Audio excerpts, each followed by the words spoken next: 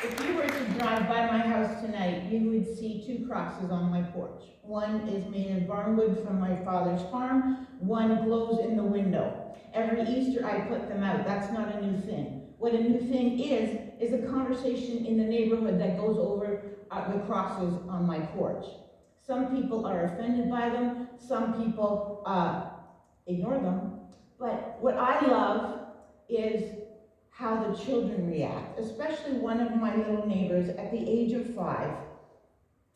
I met her because her nanny had cancer and they invited me over for lunch. And during that lunch, I felt led to pray for her nanny. And this 5-year-old said, "What are you going to do to my nanny?" I said, "I'm just going to pray for her." "You mean you're going to make a wish?" "No, we're going to talk to Jesus." Her name's Ivy. The sign of a cross for a child is a little difficult because sometimes it's abstract. And she asked me, "Why do you have 2 plus signs on your porch?" And I said, "Those aren't plus signs, those are crosses."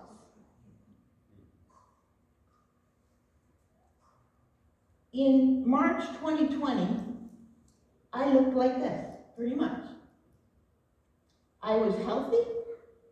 I had left a pastorate that paid me to go and work with a missionary organization where I work with children of immigrants of different faiths.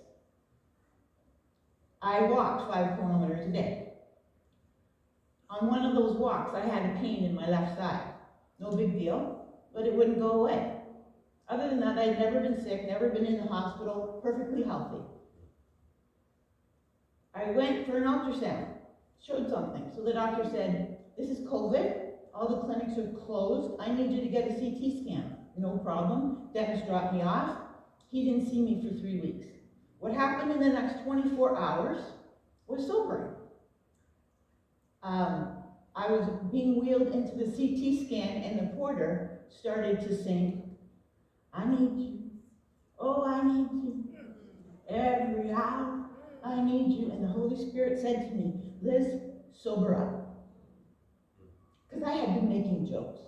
I didn't feel that bad. I just had a pain. They wanted to put oxygen on me.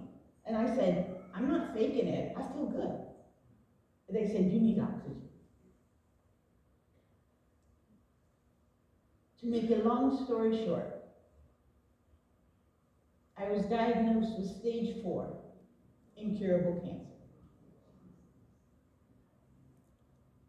And I just thought, okay, Jesus, if it's my time, it's my time.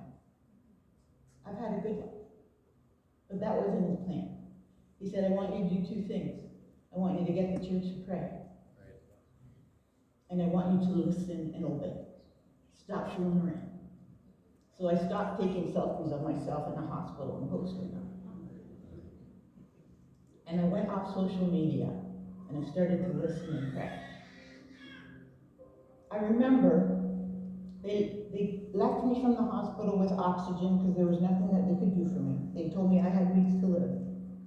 Another hospital called and said, "We want to do a lung test." One hospital wouldn't do a lung test because it's COVID. This hospital would. I said, okay. It was supposed to be 1 night. That turned into a month in the hospital because my lungs completely failed. The respirologist came in and said, "I want you to psychologically prepare yourself to be on oxygen for the rest of your life." And I said, "But I'm a minister. I speak." He said, "Thanks for telling me that. Do you want to see a psychologist?" I said, "No. Listen and obey."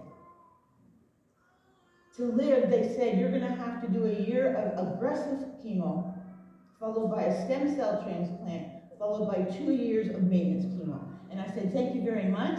I've had a good life.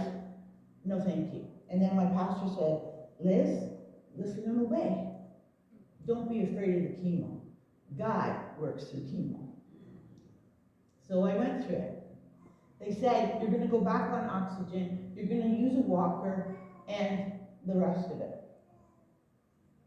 I stand here today, not on oxygen. I remember the morning in the hospital. It was sunrise, and the Holy Spirit said, "I want you to get out of bed with a whole oxygen on and start start thanking me for a miracle.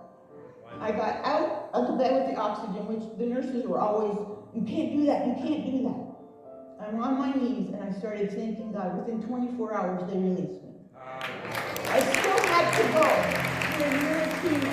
I just had my last chemo treatment maintenance in February. My diagnosis has not changed. I don't deny the doctor's diagnosis because they're doctors, they're smarter than me.